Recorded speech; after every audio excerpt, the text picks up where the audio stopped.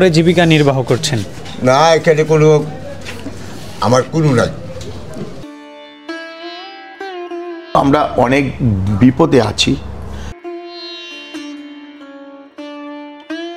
যারা পাকিস্তানের সাপোর্ট করছে এরকম তো রাজাকার বলে না।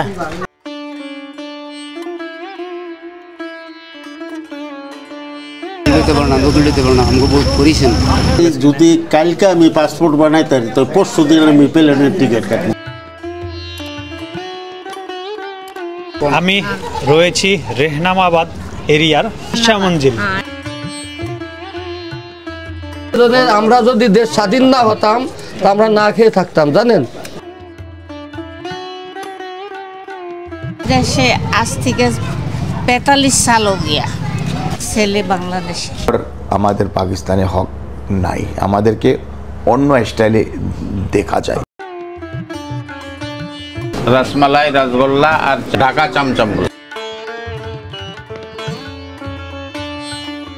বাংলাদেশ কখনো দেখিনি, তারপর আমার মন কান্দে বুঝছেন দেশের জন্য।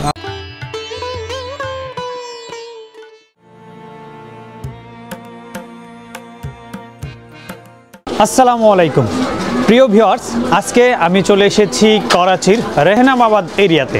আর এখানে রয়েছে বাঙালি কমিউনিটি আয়শা মঞ্জিল। আর এখানে আমি ঘুরে ঘুরে দেখব আয়শা মঞ্জিল এরিয়ার যেসব বাঙালিরা রয়েছে। অনেকেই বাংলাদেশ হওয়ার আগেই এসেছে, কেউ কেউ বাংলাদেশ হওয়ার পরে এসেছে, মানে যুদ্ধ পরবর্তী সময় এসেছে। কে কেমন আছে, এখানকার কালচার, এখানকার লোকজন, তাদের ব্যবসা বাণিজ্য সব কিছু আপনাদের সাথে শেয়ার করব এবং অনেকের সাথে কথা বলতে জানতে চেষ্টা করব তাদের বর্তমান পরিস্থিতি কেমন। তাহলে চলুন যাওয়া যাক।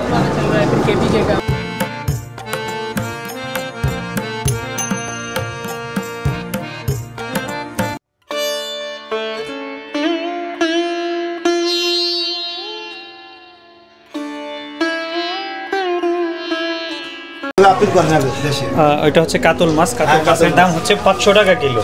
আর এটা কালবাউস, কালীবাউস, এটা কত করে? 400। আর এত মজার মাছ, এত কম দাম। আর এটা হচ্ছে তেলাপিয়া। তেলাপিয়ার দাম কত? এটাও 400 টাকা। আর ওটা হচ্ছে কি, পুরো বিশ্ব দেখতে পারবেন কি? না, ধন্যবাদ। হ্যাঁ, ইউটিউবে। চাচি কি মাছ কিনলেন?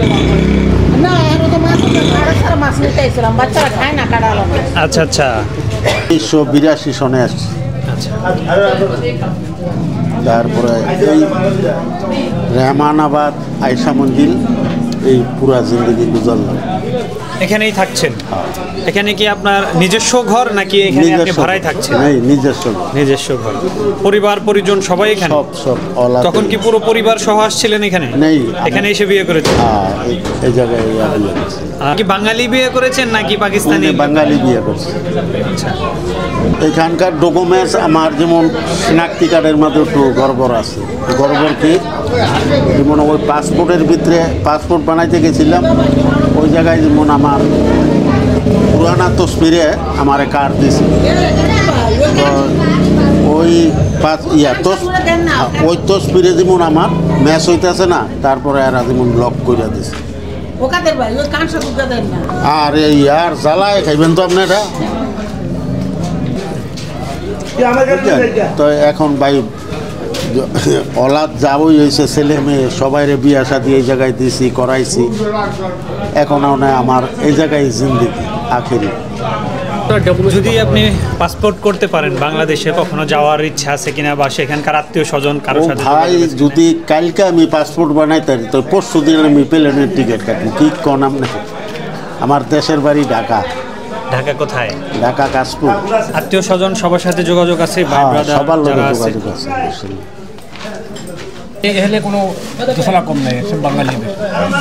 আমার বাড়ি হোমনা থানা, ডিস্ট্রিক্ট হোমনা থানা আর কি। হ্যাঁ। কত বছর আগে পাকিস্তানে এসেছেন? আসি তো বহুতই দিয়েছে, 40 হয়ে গেছে। এখানে আপনি মানে কি করে জীবিকা নির্বাহ করছেন? না, এখানে কোনো আমার কোনো নাই। আমার এইখানে সেনাতি কাটমাট আপনার পরিবারের যারা আছে তাদের কেউ নেই। তাহলে আপনারা কিভাবে এখানকার নাগরিক সুবিধা ভোগ করছেন? সরকারি কোনো সুযোগ সুবিধা আপনারা পান কিনা? না।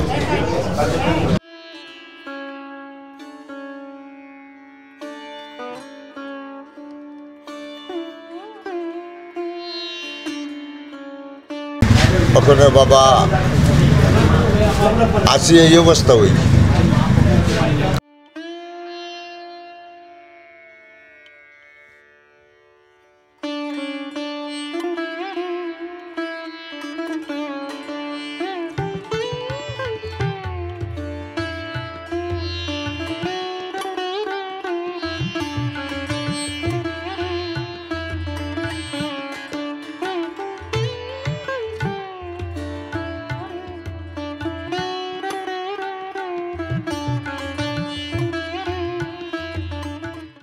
আমরা যদি দেশ স্বাধীন না হতাম তা আমরা না খেয়ে থাকতাম, জানেন।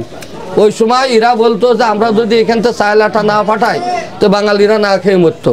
আর এখন বর্তমান আমাদের দেশে আমি দেখে আইছি, আমি 2020-এ আইছি আর 2009-তে গেছিলাম। সোনার রাস্তা, আর পাকিস্তানে তো ধুলোবালি দেখতেছেন, আমাদের রাস্তায় কোনো ধুলোবালি নেই। বছর হয়েছে আমি, তার বেশি হয়েছে আমি আইছি। আমি 1979-তে পাকিস্তানে আইছি, বুঝলেন। তো আসার আগে আমি এখানে গার্মেন্টসে আমি ঠিকাদার, আমি শওকত মিন্টু নামে আমার নাম। আমার 5-6 লক্ষ টাকা দিয়ে এই জায়গায় এই আয়শা মঞ্জিলেই, বুঝলেন। তাহলে আমরা পাকিস্তানের কত ভালোবাসছি বলে এটা করতে চিন্তা করেন। অথচ আমরা যত যাই করি না কেন আমরা বাঙালি বাঙালি। আর এক জামানায় এরা বলতো আমাদের যে আমরা যদি পাকিস্তানতে চাল ডাল না দিই তো বাঙালিরা না খেয়ে মরে। আমি বলবো সব হাকিকাত কথা, একটা যদি মিথ্যে কথা হয় আল্লাহর গজব হবে আমার। আমরা যে সময় এখানে আইছিলাম সে সময় 1 টাকা দিলি, পাকিস্তানের 1 টাকা দিতাম বাংলাদেশে দিলি 2.5 টাকা পাওয়া যেত, 3 টাকা পাওয়া যেত। আর এখন বাংলাদেশের 1 টাকা দিলি আমাদের দেশে এই পাকিস্তানে পাওয়া যায় 3 টাকা।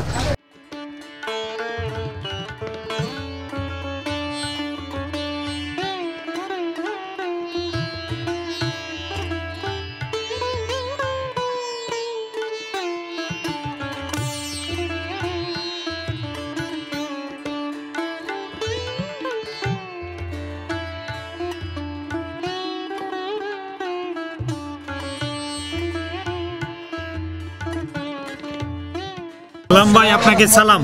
কেমন আছেন? আলহামদুলিল্লাহ সুম্মা আলহামদুলিল্লাহ। আপনি শুনান? আলহামদুলিল্লাহ, আমিও ভালো আছি। মাশাআল্লাহ। বাংলাদেশে দেশের বাড়ি কোথায়? বাংলাদেশের দেশের বাড়ি খুলনা ডিস্ট্রিক্ট। খুলনা ডিস্ট্রিক্ট। আরও কারোর সাথে জানি কথা হলো, বললো খুলনায় বাগেরহাটের ওইদিকে। বাগেরহাটের বি আছে খুলনা, এখানে তো মনে করেন নানান ধরনের লোক আছে এখানে। আপনি কত বছর হলো পাকিস্তানে আছেন? আমি মনে করেন এইখানে এক হিসাবে এইখানেই কথা বলি। আচ্ছা আচ্ছা, মানে আপনার বাবা মা আসছে? ওইখান থেকে মনে করেন 1-1.5 বছর কোনো রকম রয়েছে। আবার তো পাকিস্তানের জীবনযাপন কেমন চলছে, ব্যবসা বাণিজ্য সব মিলিয়ে কেমন আছেন? মাশাআল্লাহ আলহামদুলিল্লাহ ভালো। আল্লাহ পাকের যে হালে রাখছে আলহামদুলিল্লাহ। আপনি কি শুরু থেকেই মানে এই বিজনেসই করতেছেন? জি জি।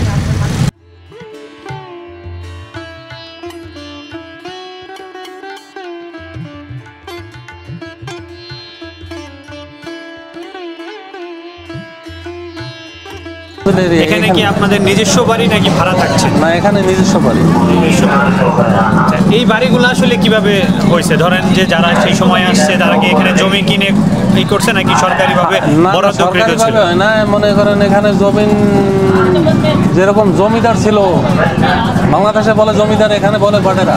হ্যাঁ, তো তারা বিক্রি করছে জমি, সে সময় কিনে রেখেছিল। হ্যাঁ, সে সময় মনে করেন 5,000-6,000 টাকায় এই জায়গার ভিতরে 5,000-6,000 টাকা মূল্য ছিল। সেই সময় 5,000-6,000 টাকা জমি কিনছে।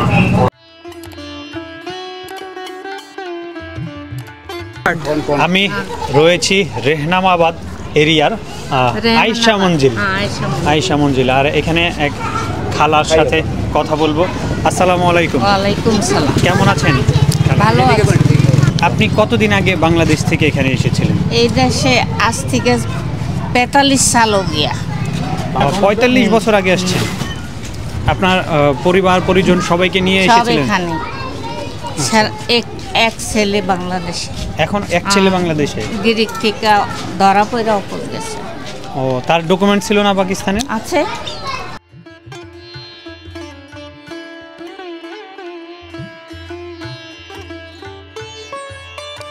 আমি 2 বছর থেকে আসছি। কতদিন আগে বাংলাদেশে গেছিলেন? আজ থেকে 16 বছর। 16 বছর আগে? 2007-এ গেছিলাম, 9-এ আসছি এখানে। আচ্ছা, ওইখানে অনেক দিন থেকে আসছেন, 2 বছর থেকে আসছেন। আপনার বাড়ি কোথায় বাংলাদেশে? আমাদের বাড়ি ফরিদপুর, ওই শিবচর থানা, শিবচর, জদ্দসর গ্রাম, এখন মাদারীপুর। আচ্ছা, মাদারীপুর মহকুমা। আমি ঢাকায় বড় হয়েছি। ঢাকায় আমি বহুত দিন ছিলাম, কালীগঞ্জে ছিলাম। কালীগঞ্জ, ঢাকার কালীগঞ্জ। কারণ বাজারে ছিলাম, হ্যাঁ বুঝতে পেরেছি। মগবাজার ছিলাম, নয়টলা ছিলাম, শান্তিনগরে ছিলাম। শান্তিনগর ফরিদা ক্লিনিক জানেন? না। ফরিদা ক্লিনিকে আমি চাকরি করছি 7 বছর। এখন পরিবার পরিজন নিয়ে আপনারা সবাই কেমন আছেন? ভালো আছি, শুধু একটা ছেলের জন্য ব্যস্ত আছি। ওই যে ছেলেটা বড় বাংলাদেশে চলে গেছে গ্রিস থেকে। সমস্যা এখানে ওই সেনাতি কার্ড, ওই যে আমার মেয়ার ওই কার্ড লক করে দিছে না, এখন কার্ড দিতেছে না। এই ফরক ওই এই पुराना सबूत लाओ, ये लाओ, वो लाओ बोल रहे, बस कार्ड नहीं दे रहा। हमारा कार्ड भी एक्सपायर हो गया, बच्चों का कार्ड भी एक्सपायर हो गया। আমাগো হেই কত বছর ধরে এই দেশে আছে, এরপর সবুজ আমগরে কার্ড দেয় না। আমার কার্ড আছে, খোলাপন গেলে মানে করে দেয়, কার্ড বানা দেয় না, তোর কিছু মধ্যে গেলে। আচ্ছা, আপনার নাম কি? মুজাফফর আলী। মুজাফফর আলী। মুজাফফর ভাই, কত সাল আগে আপনি পাকিস্তানে আসছিলেন? 1981 মাসে। 1981 সালে আসছিলেন। আপনি কি একাই আসছিলেন? আমি ফ্যামিলি নিয়ে আসছি। পুরো ফ্যামিলি নিয়ে আসছেন? তখন কিভাবে ফ্যামিলি নিয়ে আপনি? মৃত্যু কথা কেলে ফ্যামিলি নিয়ে আসছি। হ্যাঁ, কিভাবে আসছিলেন? আসছিলাম বলতে ইন্ডিয়ার পাসপোর্ট আছিল, আমার এই পাকিস্তানে পাঠাবো, এটা মৃত্যু কথা বলবো কেলে। হ্যাঁ, আইসি আওয়ার পর থেকে এখানে আমার কার্ড বানাইছি, আমার ছেলেগুলোর কার্ড বানাইছি। বাকি যেগুলো আছে না এগুলো কার্ড দিতেছে না, না তো গেলে অক্সিজেনে দেয়। তো দেখেন যখন এখানে বাস্তবিক থাকি, তো কার্ড না দিলে ফলাফানে স্কুলে যেতে পারে না, বা স্কুল থাকলে যেতে পারে না, কোনো চাকরি করতে পারে না, নকল দিতে পারে না। আমাকে বহুত করেছেন, বুঝলেন? আইডেন্টি কার্ডের কি এখন মেয়াদ আছে বা ওইটা কি বৈধ? আপনারটা বৈধ? আমার আছে। তাহলে তো আপনার সন্তান সন্ততির মানে চলাচল, লেখাপড়া বা কোনো সমস্যা হচ্ছে না? সমস্যা হচ্ছে না। ওই যে এই পোলা কার্ড বানাতে গেলে অক্সি করে দেয়, 1971 সবুত মাঙ্গে। তো এই মৃত্যু কথা বলতে পারতাম, 1971 সবুত নাই কি আমার কার্ড বানাইছি, সিলিবেলার বানাইছি, ইডি কার্ড বানাতে পারি না, বহুত পরিশ্রম, গরলি কার্ড বানাতে পারি না, গেলে অক্সি করে দেয়। আপনার ছেলে? জি, মাশাআল্লাহ। মানে ওনার কোনো কার্ড হচ্ছে না? না। তো 9 ছেলে, 4 9 ছেলে আপনার? জি। সবাই কি করে? মানে সব বাকি সবার কার্ড আছে যারা বড়? হ্যাঁ, বড় কার্ড আছে। আচ্ছা, নতুন যারা জন্মগ্রহণ করছে এদের কার্ড হচ্ছে? এক সপ্তাহ না তো গিয়েছি, অফসি করে দিয়েছি। তো 1971 সবুজ 19 কার্ড না হলে তো পড়ালেখা করা যায় না, স্কুল কলেজে তো ভর্তি কারবার করে, রাস্তা করে পুলিশে দাম করে, কার্ড না হলে তো পুলিশে গাড়ি বলে না। মানে এমনি পুলিশে কোনো ঝামেলা করে কিনা মহল্লায় এসে? এমনি তো কোনো মশলা ঝামেলা করে না, ঠিকই আছে। এখন বর্তমানে ইনশাআল্লাহ ঠিকই আছে। তাহলে আমাদের গর্ব, এটা কোনো সমস্যা নেই। আমি পাকিস্তানে জন্ম হয়েছি, ঠিক আছে, আমি বাংলাদেশ কখন দেখিনি। তারপরে আমার ভাষা, এটা আমার মনে করেন মাতৃভাষা, আমার মা বাপের ভাষা, আমার এটা আমার ভালো লাগে। আপনি কি হিস্ট্রি জানেন কিনা? কিছু অবশ্যই জানি যে 1952 সালে ভাষার জন্য যুদ্ধ হয়েছিল, আন্দোলন হয়েছিল। পুরো পৃথিবীতে এটার কোনো ভাষার জন্য কোনো যুদ্ধ হয়নি। ইভেন কি পাকিস্তানের যিনি জাতির জনক কায়েদে আজম মোহাম্মদ আলী জিন্নাহ, যিনি ঘোষণা দিয়েছিলেন উর্দুই একমাত্র পাকিস্তানের রাষ্ট্রভাষা, তার কবরে, তার মাজারে এখন বাংলায় লেখা রয়েছে। লাহোরে আল্লামা ইকবালের কবরেও লেখা আছে। লাহোরে আল্লামা ইকবালের কবরে লেখা আছে, সেই সাথে এখানে মাজারে কিন্তু তার মাজারেই বাংলায় লেখা রয়েছে। এই ব্যাপারটা কেমন লাগে আপনার? যে অবশ্যই ভালো লাগে, যেখানে যাই না আমরা বাংলা নিজের ভাষা দেখি না, তো অনেক ভালো লাগে, বুঝছেন? আমি এটাই বললাম না, আমি বাংলাদেশ কখনো দেখিনি। তারপর আমার মন কান্দে বুঝছেন দেশের জন্য, আমার মা বাবার দেশ, আমার দেশ দেখতে আমার ইচ্ছা করে, আর যাবো ইনশাল্লাহ। এখন মশলা গিয়ে অনেক টাকা লাগে বুঝছেন, এই সমস্যা যে সমস্যার সমাধান হয়ে যাবে না, বিমান বাংলাদেশ থেকে করাচি আসবে, সরাসরি বিমান চালু হবে 1-2 মাসের মধ্যে। আলহামদুলিল্লাহ আলহামদুলিল্লাহ। এই টাকার জন্য অনেক মানুষ মনে করেন দেশে যেতে পারে, সত্য কথা। 2 মাস আগে আমি গিয়েছি এনএসি অফিসে, গিয়েছি বিজে অফিসে, আমার থেকে 3 লাখ টাকা মনে, 20 আগে 3 লাখ টাকা, 3 লাখ টাকা নাই কি করে বাংলাদেশে যাইতাম। আমরা মাদারীপুরের লোক, বাংলাদেশে শিবচর থানা আমাদের। বাংলা অনেক ক্লিয়ার, অনেক ক্লিয়ার। আপনি এত, আমি যেহেতু পড়ালেখা করছি না এখানে, আপনি এত পাকিস্তানে বাংলা পড়ালেখা করছি, 5 ক্লাস পর্যন্ত পড়ছি। এত সুন্দর বাংলা বলতেছেন, অনেকেই মানে বাংলাদেশে জন্মগ্রহণ করে এত সুন্দর বাংলা বলতে পারে না যারা এখানে বসবাস করে। অবশ্যই আমাদের ভাই বেরাদার তো দেশে আছে, এমন কোনো কথা না। আমি বিদেশেও গেছি, বিদেশে থেকেছি 3 বছর, বাংলাদেশি ভাইদের সাথে থেকেছি, বুঝতে পারছি কেমন লাগছে তাদের? অনেক অনেক অনেক আপন মন পাকিস্তানি অনেকের সাথে আমার কথা হয়, যারা বাংলাদেশিদের সাথে দুবাই, সৌদি, মালয়েশিয়া কাজ করছে, তারা প্রচুর সুনাম করে বাংলাদেশিদের। বাংলাদেশিরা অনেক আন্তরিক, পাকিস্তানিরা অনেক আন্তরিক। আমি পাকিস্তান প্রায় 1 মাস হলো ঘুরে ঘুরে দেখছি, সবাই খুব মানে আমি যখন শুনে যে আমি বাংলাদেশ থেকে আসছি, সবাই খুব আপ্যায়ন করার চেষ্টা করে, মানে কে আমার জন্য কি করবে ব্যাপারটা এরকম। ভাই যে করলো না শনাক্তি কার্ডের সমস্যা, শনাক্তি কার্ডে দেখেন আমাদের তো কোনো সমস্যা, যার ডেটা ক্লিয়ার আছে না, ডেটা বায়োডেটা, মা বাবার ডেটা ক্লিয়ার, তাদের সমস্যা নাই। সমস্যা কাদের হয় জানেন? যাদের কাছে 20 বছর আগের ইতিহাস নাই, হিস্ট্রি নাই, রেকর্ড নাই, তাদের সমস্যা হয়। আমি আমার বইনেদের সবার শনাক্তি কার্ড আমি নিজের ফিঙ্গার দিয়ে বানিয়ে আনছি, মাশাআল্লাহ, কোনো সমস্যা হয়নি আমার। আব্দুল হাশেম ভাইয়ের সাথে কথা বলবো, উনি হচ্ছে বাঙালি কমিউনিটির কাউন্সিলর। আসসালামু আলাইকুম, কেমন আছেন ভাই? ওয়ালাইকুম সালাম, ভালো আছি। ভালো আছেন?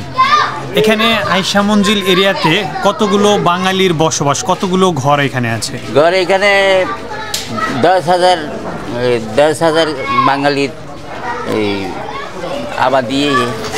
10,000 বাঙালি আছে। এই 10,000 বাঙালি মূলত জীবিকা নির্বাহ করে কিভাবে, মানে তাদের মূল আয় রোজগারের? ज़्यादातर फैक्ट्री और किसी কোনো লোকের কাজ কারবার আছে বাংলা। হ্যাঁ হ্যাঁ অবশ্যই কাজ কারবার আছে, কে আপনার দোকান চালায়, কে ফ্যাক্টরিতে কাজ করে, কে পান দোকান করতে আসে, কেউ বন কাপ দোকান করতে আসে, এইভাবে এরা জীবিকা নির্বাহ করতে আসে। যার ডকুমেন্টস নাই এর বড় মুশকিল হয়। যেমন ওয়ার্ক পারমিট নামে একটা কার্ড দিছিল পাকিস্তান হুকুমত, ও কার্ড সবাই বানাইছে বাইরে যাবার জন্য, লেকিন এখন যখন এই কার্ডটা বানাইছে না, তখন এমন একটা চুক্তি করে দিছে যার এই কার্ড আছে হেরে পাকিস্তানের ন্যাশনালিটি দিব না। এই জন্য মানুষ বহুত পয়সা খরচা করতে আছে এটার পিছিয়ে, লেকিন বহুত সারা মানুষ পরেশান দিয়ে কার্ড এরা দিতে চাইতেছে না। যার গো ডকুমেন্টস আছে এর করতে, আর যার গো বাচ্চা স্কুলে পড়ে বার্থ সার্টিফিকেট আছে, বেফরম আছে, এদেরকে কার্ড দিতে আছে, লেকিন যার গো কোনো ডকুমেন্টস নাই, এর কোনো কার্ড দিতেছে না। আপনার যে 10,000 কমিউনিটি একটা পরিবার, এদের মধ্যে আনুমানিক কত সংখ্যক লোকের এরকম সমস্যা আছে? বেশিরভাগ লোকের কার্ড আছে, 30% কার্ড আছে সবার, আর 30% কার্ড নেই। ঠিক, এখানে আপনারা যারা বাঙালি কমিউনিটির আছেন, আপনাদের বাইরের যারা লোকাল কমিউনিটি আছে, যারা পাকিস্তানি, তো তারা আপনাদের উপরে কোনো অত্যাচার, নির্যাতন, জুলুম, নিপীড়ন চালায় কিনা বা কোনো সমস্যা হয় কিনা? নেই নেই, এমন কোনো সমস্যা নাই, আমরা এলাকা তো নাই, লেকিন যে একটা কমিউনিটি হিসাব আছে। এখন এরা বাংলাদেশ আনলে গিয়েছার পরে আমরা বাঙালিদের একটু আচ্ছা নজরে দেখে না। আগে যেরকম বাঙালি বাবু বলতো, এখন হিটা একটু কমে গেছে।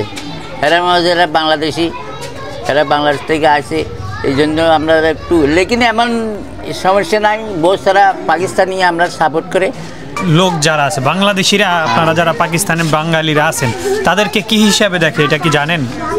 হচ্ছে যারা চালক করে ফেলছে, এই জন্য মানে উপর দিয়ে তো আপনারা জি করতে আছে, ভিতরে কিন্তু এরকম দিল জ্বলতে আছে। যারা পাকিস্তানের হয়ে সেই সময় এখানে ছিল বা যুদ্ধ করেছে, তাদেরকে বাংলাদেশে রাজাকার হিসাবে বলে, রাজাকার বলে, এই ব্যাপারটা জানেন কিনা? রাজাকারেরা একটু মানে আপনি কি নিজেকে রাজাকার মনে করেন কিনা যে আপনি পাকিস্তানের হয়ে যুদ্ধ করেছিলেন বা এর ব্যাপারে কিছু বলেন? যারা পাকিস্তানের সাপোর্ট করছে এরকম তো রাজাকার বলে না।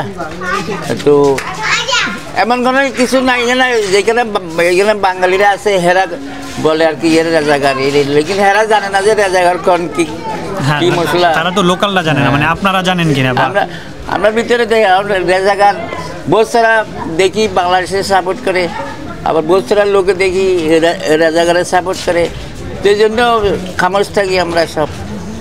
হ্যাঁ, তো এখানে দেখেন পাকিস্তানের এখন যে পরিস্থিতি, আমাদের যে বাঙালি ভাইরা এখানে আমরা থাকি, মনে করেন 40 লক্ষ লোক হবে, আর কিছু কিছু লোকের এদের ডকুমেন্টস আছে, কিছু কিছু লোকের নাই। তো না থাকলে এখানে একটা জিনিস কি, বাংলাদেশে যেরকম হুকুমতের তরফের থেকে যেরকম বলে দিছিল যে ভাই এখানে বাঙালি যারা আছেন, বাংলাদেশে যারা আছেন তাদেরকে একটা আপনার ন্যাশনালিটি দিয়ে দিছে, কিন্তু আমাদের পাকিস্তানের এরকম অবস্থিত, এরকম পরিস্থিতি এখন পর্যন্ত আমরা ওইটা সাকসেসফুল হইতে পারি নাই। হয়তো কিছু লোক এখানে তো জানেন যে পয়সার জোরে অনেক কাজ হয়ে যায়, আবার পয়সার জোরে অনেক কাজ হয় না, এরকম অধিকাংশ লোক এরকম আছে। অনেক আমরা যাতনার ভিতরে আছি আর কি, বুঝছেন? হ্যাঁ, অনেক যাতনার ভিতরে আছি। কেন? এখানে সব চলে, এক তো সুপারিশ চলবে আর নয়তো পয়সা আছে। আগে একটা কার্ড বানাতে 15,000, 16,000, 20,000 লাগতো, এখন 2 লাখ, 3 লাখ, 1 লাখ টাকা। ওই যে ওয়ার পারমিট বানাইছে না, ওই যে একটা পলিসি পাকিস্তানের, এই পলিসি মানে আমরা এই বাঙালিগুলো ক্যাপস করে লাইছে করে না, এখন যারা ওয়ার পারমিট বানাইছে হেরগো কার্ড বলবেন। যখন নাকি নাদারের ভিতরে যায়, যাওয়ার পরে ভাই সর্বপ্রথমে জিগায় ভাই আপকে, তো বলে বাঙালিদের এখানে ভাই তাদের কোনো এখানে কোনো অথরিটি নাই আর ন্যাশনালিটি নাই। তো হ্যাঁ, তোমাদের থাকতে পারে 71-এর সবুত নিয়ে আসো। তারপরও যেরকম এখানে আসি ভাই, এখানে আল্লাহ যেরকমভাবে দিন নেয় রাত পোহায়, এরকম আমরা আসি। তবে বাংলাদেশের হুকুমতের কাছে আমাদের এই একটা কথা থাকবে যে এখানে আমরা অনেক কষ্টেতে আসি, অনেক দুঃখেতে আসি, বুঝছেন? তো এখানে যদি বাংলাদেশ সরকারে চায় আমাদেরকে, আমাদের প্রতি চায়, হয়তো এই দেশের হুকুমতের সাথে দোস্তি কইরা দেন ভাই, আমার বাঙালি যত আছে ওখানে তাদের একটা সুবিধা কইরা দেন, হয়তো তারা কীরকমভাবে চলাফেরা করবে। আমাদের কোনো সরকারি নকরি চাকরি নাই। আমি মোহাম্মদ বচ্চু মিয়া দেওয়ান, পাক মুসলিম অ্যালায়েন্স দেওয়ানের প্রেসিডেন্ট। এখানে যে আমাদের বাঙালি আছে 40 লাখ से 45 লাখ, অবশ্যই আমি তাদেরকে প্রমোট করি। তাদের যত সমস্যা আছে ওইটাও আমি সমাধান করি, গভর্নমেন্টের সাথে ফাইট করতেছি। আমি বলতে চাই যে আমাদের বাংলাদেশের লোকেরও এখানে পাকিস্তানি অনেক ওই জায়গায় আছে, ওদেরকেও অনেক আমাদের বাংলাদেশ গভর্নমেন্ট সুযোগ সুবিধা দিচ্ছে।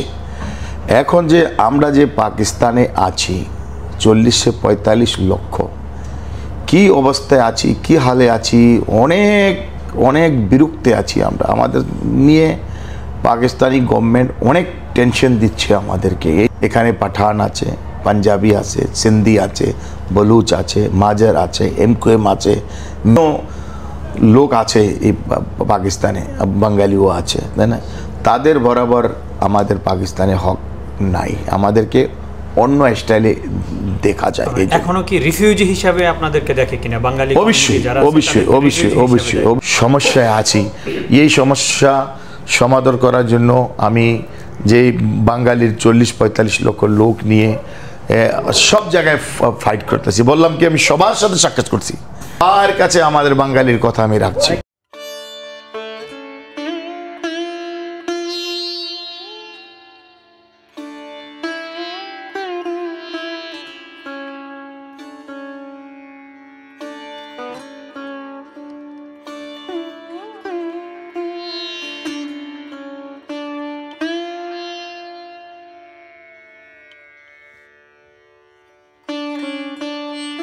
এখানে যেই দোকানটি দেখতে পাচ্ছেন এটি মূলত হচ্ছে হান্নান সুইটস, হান্নান মিষ্টান্ন ভাণ্ডার। আর এই যে সামনে যাকে দেখছেন ইনি হচ্ছেন সেই মিষ্টির কারিগর, যিনি বাঙালি কমিউনিটিতে এখনও মিষ্টি বানিয়ে যাচ্ছে রেগুলার, আর সেই সাথে তার মিষ্টি মোটামুটি করাচি এরিয়াতে ফেমাস, যেটা ঢাকাই মিষ্টি বা বাঙালি মিষ্টি নামেই পরিচিত।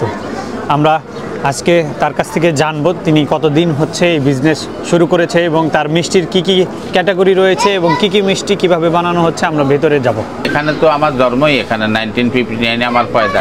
আচ্ছা, আমার মা বাপ এখানে ছিল, আমার বাপ এখানে প্রাইভেট জব করতো, ওনাদের মৃত্যু এখানে হয়েছে।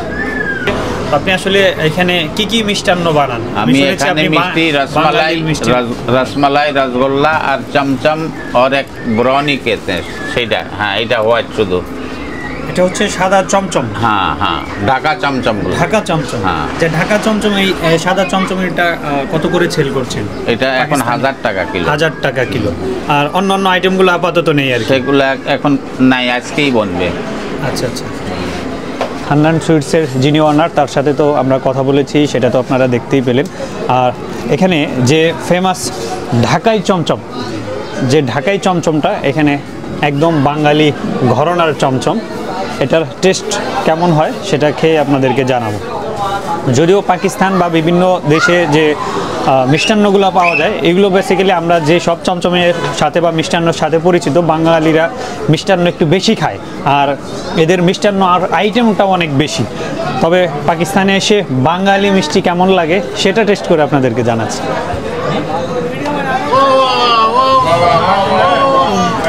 মাশাআল্লাহ, একদমই রসে টইটুম্বুর চমচম, মানে রস চমচম বলা যায় এটা। আমরা একটু শুকনা চমচম খেতে অভ্যস্ত, তারপরেও রস চমচম হলেও এটা খুবই মজাদার, খুবই টেস্টি আর অনেক সফট। আর একটু সফট হলে অনেকটা স্পঞ্জের রসগোল্লার মতো হতো আর কি। বাঙালিরা তো এমনিই আতিথ্যপরায়ণ। আমি যেহেতু আসছি বাংলাদেশ থেকে, এটা শুনেই অনেক খুশি হয়েছে। আচ্ছা আচ্ছা। কত বছর আগে আপনি পাকিস্তানে এসেছেন? 84-এ? আপনি কি এরপরে বাংলাদেশে গিয়েছিলেন কখনো 84-এর পরে? একবার গেছিলাম, বাকি ইউরোপের সফর বেশি হয়েছে। ইউরোপের সফর বেশি হয়েছে। তারপরে আপনার ব্যাংকক সফর বেশি হয়েছে। কেমন কাটছে আপনাদের পাকিস্তানে জীবনযাপন? দেখেন, মাতৃভূমি আর পরদেশে এত বহুত ডিফারেন্স আছে, ঠিক আছে। যখন বাংলাদেশের মাতৃভূমি তখন বটন খুললে কাম করা যায়, কথা বলা যায়, লেকিন এখানে ওপেনলি নেই, ঠিক আছে। ওপেনলি এখানে কতটুকু আমরা কমছি, বাকি কিছু না।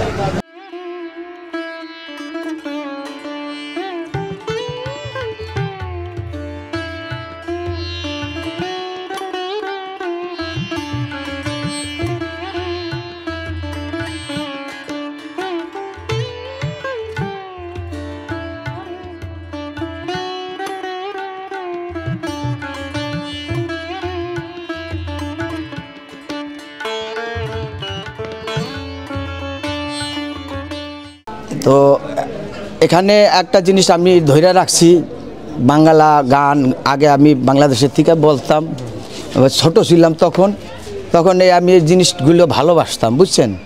তো এখানেও আসছিবার সবাই আমাকে ভালোবাসে, সবাই আমার এই গান ভালো শুনে, গজল ভালো শুনে। তা ছোট করে একটা আমি আপনাদেরকে গজল শুনে দিই। আউযু বিল্লাহি মিনাশ শাইতানির রাজিম, বিসমিল্লাহির রহমানির রহিম, সাদাকাল্লাহু নুসাল্লি আলা রাসূলিল কারীম।